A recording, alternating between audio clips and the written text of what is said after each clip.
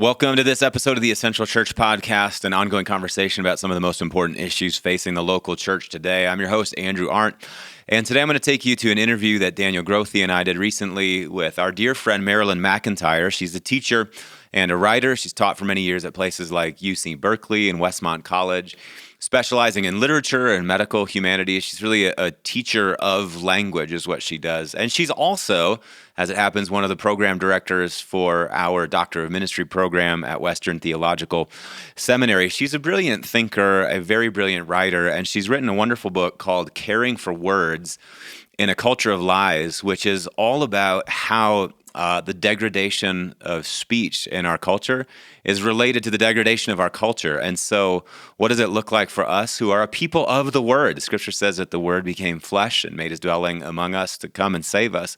What does it look like for us to be a people of the Word who can leverage our words to help reclaim our own humanity in the life of the culture around us? We have a great conversation with her about that, about the pulpits, about the life of prayer. We think you're going to be really helped by it. So without further commentary from me, here's to the interview. Hello, welcome to today's episode of the Essential Church Leadership Podcast. And I'm Daniel Grothe along with Andrew Arndt. And today we have a guest with us that we really love. Marilyn McEntyre is a prolific author. She's a teacher. She has, you'll hear more about her books here in just a little bit. She's taught for many years in places like UC Berkeley and at Westmont College. She's also lectured at Princeton Theological Seminary. This lady is world class. She's specializing in literature and medical humanities, and she's also one of the program directors for Andrew's and my doctoral program. And I'll just flash back, when I was 19, a college sophomore, my English teacher gave me an essay to read written by a lady called Marilyn McEntyre. And that sort of was an opening up for me of the things she has written. And then this book came along, Caring for Words in a Culture of Lies, which we're going to talk about today. So welcome, Marilyn McEntyre, to the Essential Church Podcast. Thank you. What a pleasure to be here with you two in particular. Yes, we're glad to have you. Thrilled to have you. In this book, Caring for Words in a Culture of Lies, you write, quote, "Like any other life-sustaining resource, language can be depleted, polluted, contaminated, eroded, and filled with artificial stimulants.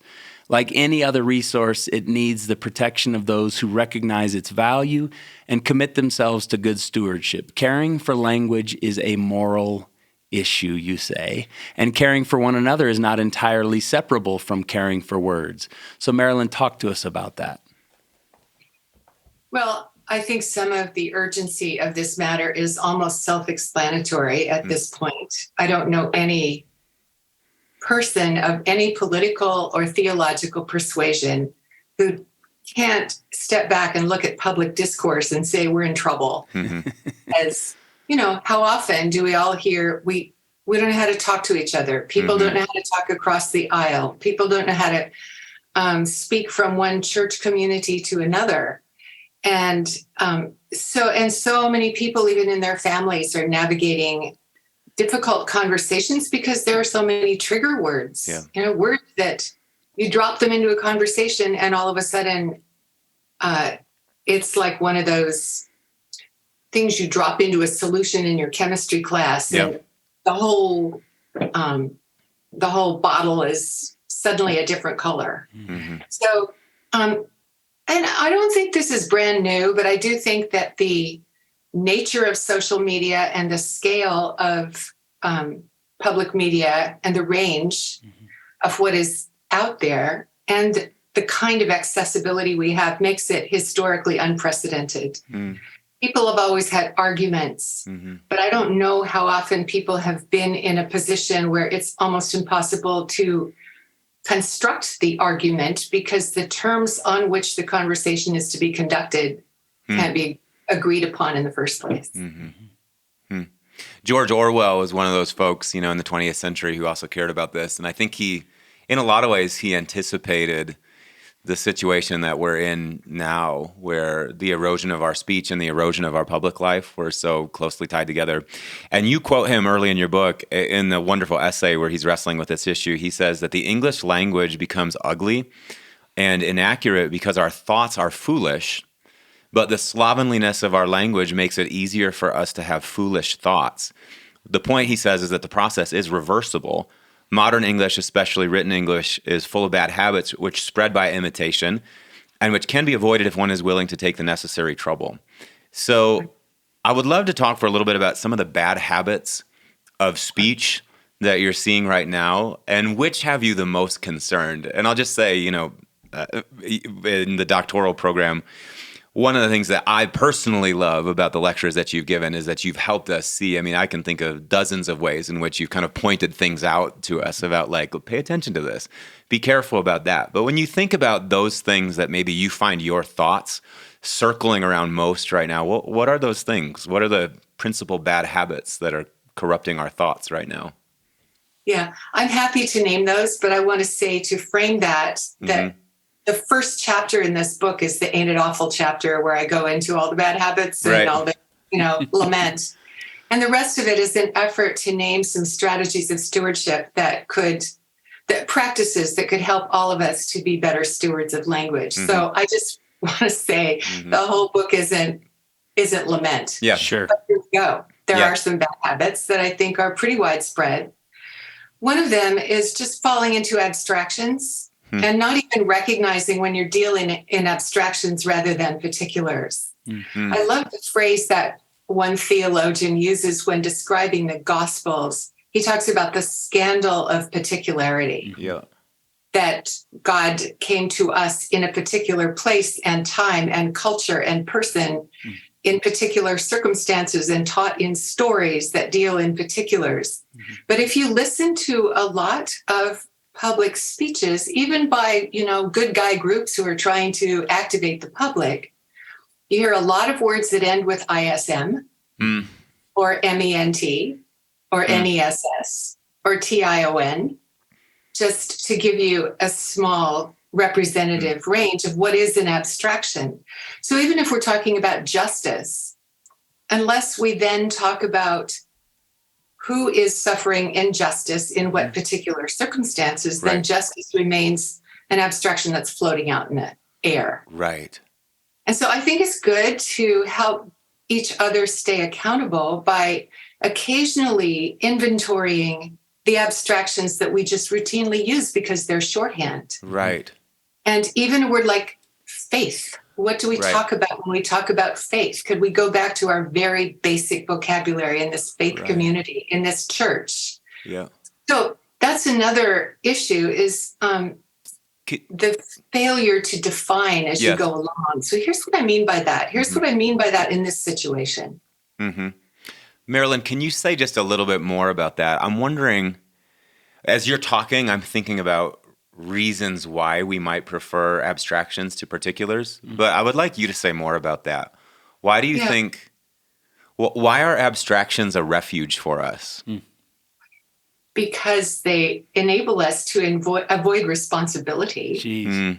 They don't point at what we're talking about and saying, this is what we need to look at. This person on this street corner who has been unhoused for the last 18 months. Yes. This person who's suffering in this particular way because of this particular policy.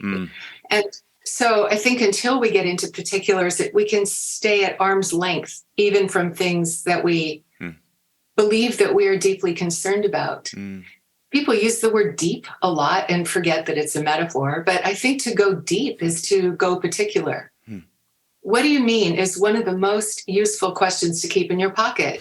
What do I mean? What do you mean? And again, in circles of accountability, like church leadership, I think that to find a place in any conversation where you can gently raise that question, now, wait a minute, what exactly do we mean by that?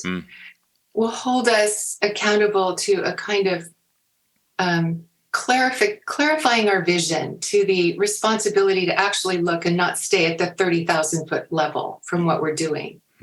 Think about the way we conduct war. I mean, it's so easy now for people who are in the military to drop bombs from 30,000 feet. And this is not like the warfare where one soldier had to harm another person. You had to look a person in the eyes. Yeah. So you had to think really differently about what you were doing. Yeah. Anyway, so I think that tendency to recede into abstractions is a convenience, and it's a kind of self-protectiveness that we often don't even recognize as such. It occurs to me, though, that if you make the effort to be concrete in particular, you might become more productive in your conversations with others. Can you say something about that? Sure. I mean, even the term policy is an abstraction. Mm-hmm. And there's so much language around business, which has come into the church, of course. There's a whole corporate language about strategic plans and visions and so on. But I think, what are we going to do about this problem this month? Yeah. How are we going to get the money to the place it needs to be? Mm-hmm. Who is going to have that conversation? Just holding each other's feet to the fire, to use a kind of odious metaphor. I think it's to say, what do you mean? What do you mean? What do you mean? Until you get to the moment in time and space where something needs to happen. That's where our hearts open and we look somebody in the eyes. Marilyn, the phrase, what do you mean, what do you mean, what do you mean? This is really helpful. And Marilyn is the director of my cohort. So there's 7 students in our cohort in this doctoral program. And I will be an old man getting to say that I was tutored by Marilyn McEntyre. And I am serious when I say that. But what I'm doing is I'm sending in my writing to her, and she's opening it up, and we're getting on a Zoom call, and she's editing it with me. And I have written a couple books, and I've had editors, and I've worked with lots of great editors, but I've never had an editor edit in front of me so that I can see the decisions they're making and think through and learn, and she's coaching me as she's editing me. So when I think about the use of language, what do you mean, what do you mean, what do you mean, it's communal. Yeah. When it's done at its best, language is communal. And so when we're in isolation and when we're writing by ourselves about some problem out there, the chances are we're gonna make mistakes that could have been avoided if we had someone saying, what do you mean? So talk to us about the communality of the craft. Yeah. One of the chapters in the book is called Stay in Conversation. And when I looked up the etymology of the word conversation, it's got a range of meanings over the centuries, but one of the ancient meanings is to walk with. Isn't that wonderful? Yeah. When you enter into conversation, you walk with someone. You're moving in parallel with them. And a good conversation is a little hard to come by because, again, so much of it has been speeded up and truncated by the very means of communication that we've devised for ourselves collectively. I taught an experimental course with a friend some years ago at Westmont called Conversational English for Native Speakers, because conversations, as we noticed, tended often to become ritualized or truncated or somehow to circle a topic without ever dropping into it in a meaningful way. So we had 14 kids and we set up various conversational situations. But I think asking the next question beyond what do you mean? Could you tell me a little more about that? Or what's been your experience of that? Or do you have another example that comes from a different place? Or what are the arguments you anticipate? And that's one thing. And then another thing is, and there's a sequel to Caring for Words called Speaking Peace in a Climate of Conflict. And one of the chapters in there is quit trying to win. Yeah, right. Because a lot of conversations, especially in public, tend to revert to argument very quickly. Right. And I have a hard time with people. Some of my very dear lawyer friends have this habit of almost always setting up a conversation as argument. Sure. Haven't you thought of this? Don't you think this? Why would you think that? And it sets up a kind of defensiveness. Argument is very important, but to the art of exploratory conversation that says we really are trying to find something out here, and let's keep a lot on the table while we move it around and see what we have. That's harder, I think, because there's so much pressure to drive to the bottom line or to get to a conclusion. So I think that you need people in every group who can tolerate a certain amount of ambiguity and unresolvedness for a while. But I think what complicates this, what makes it really challenging, is the era that we're living in now, where so much of our speech is disembodied speech. So when Daniel was setting up his interactions that he's had with you, the first thing I thought about was John 1:14, the Word became flesh and made its dwelling among us. That God takes a body, and the way that God talks to us is via his own body in the world. And to your point about winning, the culmination of the Word's sojourn among us is that he dies. He doesn't win. It's the emptying out of the Word's body in front of us. There's something for us to learn about that. But I just want to ask you, how much do you see, and you've already said something about it, but how much do you see the disembodying of our language, the disembodying of our speech habits? I'm thinking particularly of social media, blogs, the way in which we don't actually have to be face-to-face with people. How much do you see the disembodying contributing to the degradation of our culture and our thought? Yeah, I think it does. There's a layer of accountability that is only there if your body is in the room. Yeah. And two people are looking at each other, taking in the body language, being vulnerable to each other in the way that face-to-face contact makes possible. Yeah. And I'm actually grateful for Zoom because it has enabled us to do a great deal, but also we can see each other at least. Yeah. But maybe this sounds awfully new agey for some people, but there are also vibes that you miss when you're not in a room with somebody. For sure. You know the feeling of walking into a room and getting a sense of what's up. Right. So that intuitive level of connectedness is hard to retrieve. Yeah, and it's when we're face to face with each other so even like as we're looking at you here, like I'm thinking about how in the world of attachment theory, one of the things that they talk about is attunement, that the basis of our relationships with one another is attunement, our ability to sync up with what's going on in the body and in the face in front of us. Mm-hmm. And that actually really is the foundation of empathy, which that's kind of the moral root that we have in society, is that I recognize you, like Martin Buber, said, that the basis of our ethics is I and not an it in front of me, but an I and a thou, the sacred thou in front of me. Right. Seems to me that you're pushing us into reclaim the thou-ness somehow by seeing faces and by being in the same space.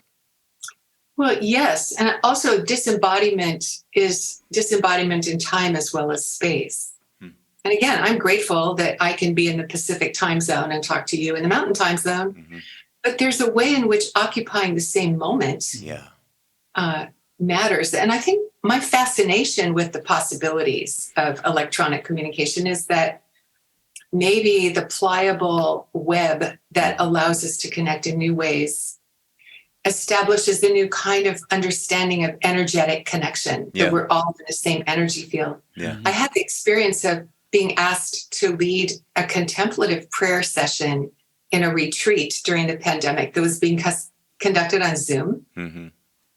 I thought, really? Contemplative prayer? We're all going to sit in silence on Zoom for 25 minutes because I can hit the little bell at the beginning and the end. But my experience was that we were all there in that cyberspace together. We were all occupying a consensual silence that we had created in our own spaces. And I suggested everybody light a candle in their space. But somehow it helped me to retrieve that phrase, the mystical body of Christ. Yeah, sure.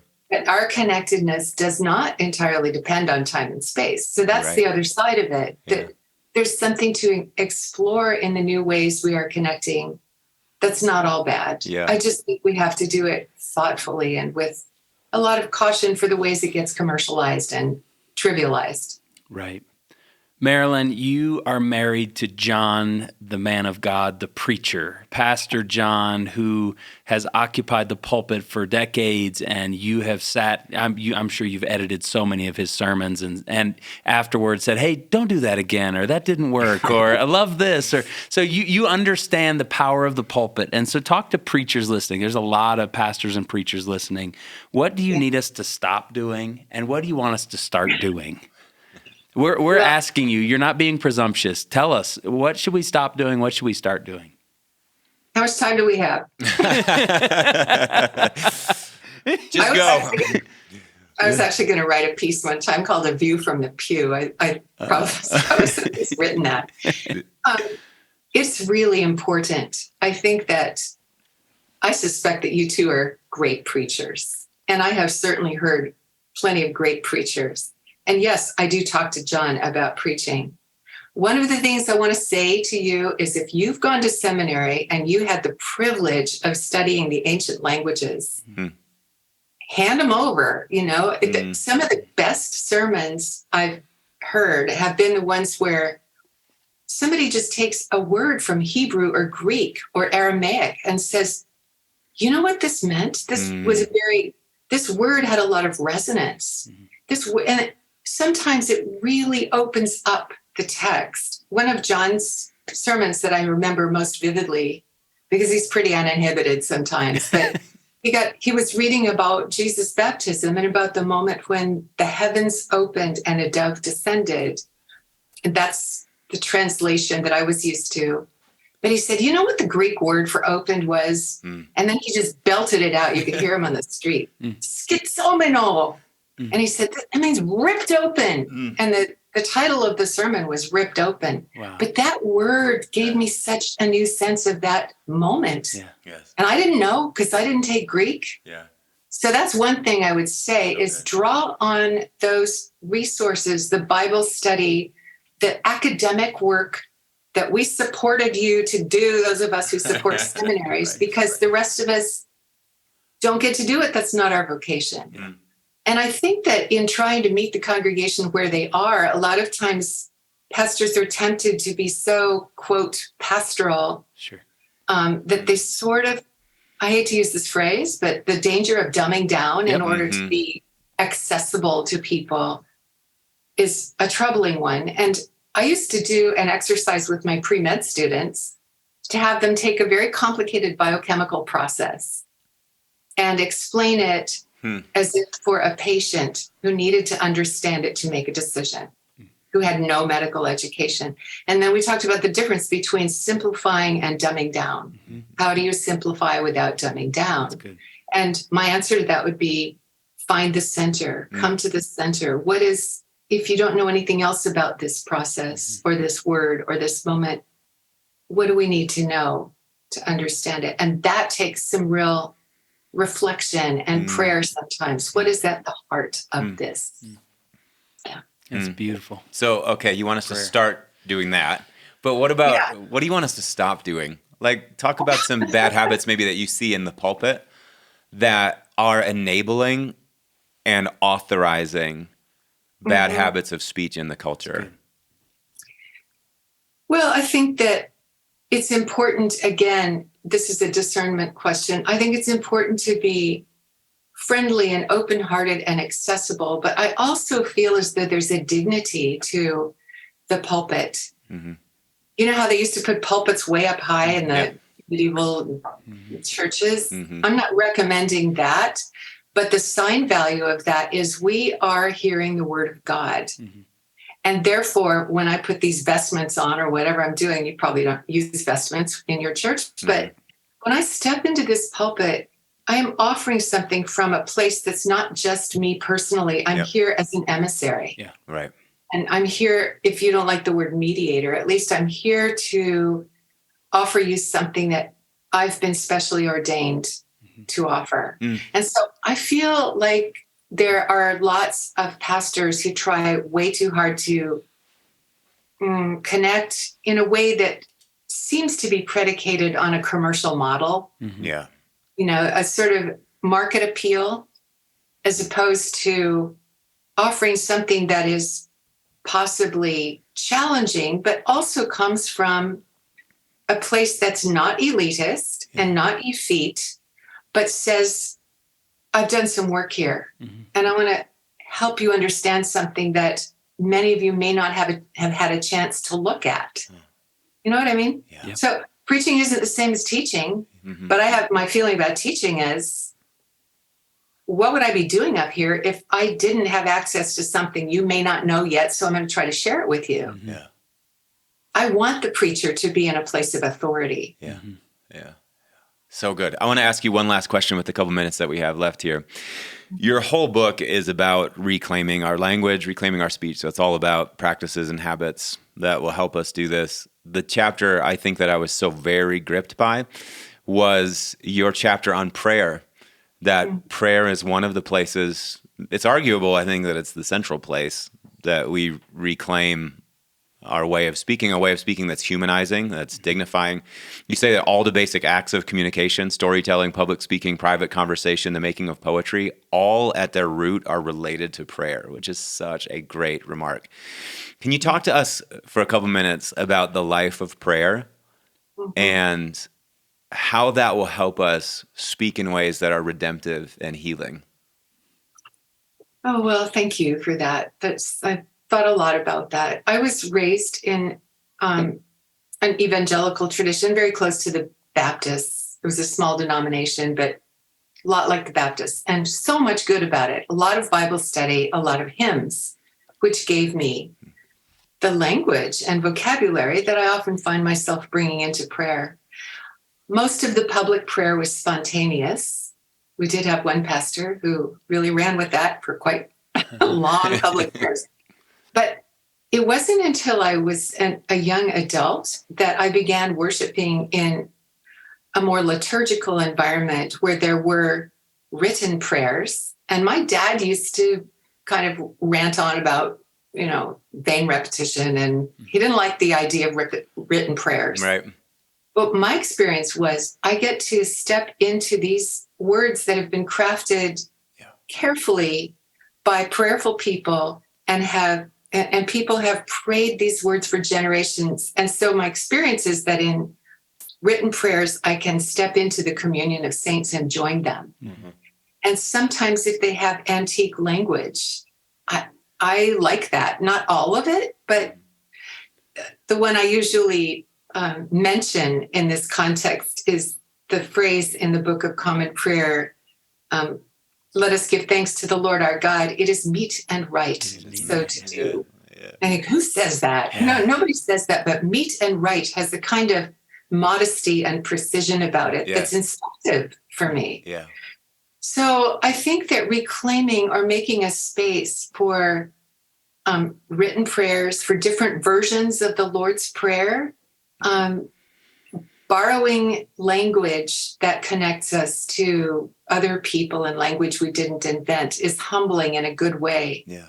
I also think that the complementarity of contemplative prayer, where you really seek to hear God's voice in silence, sometimes I think of the words that precede and follow that, even if they're just, open my heart, Lord. Mm-hmm.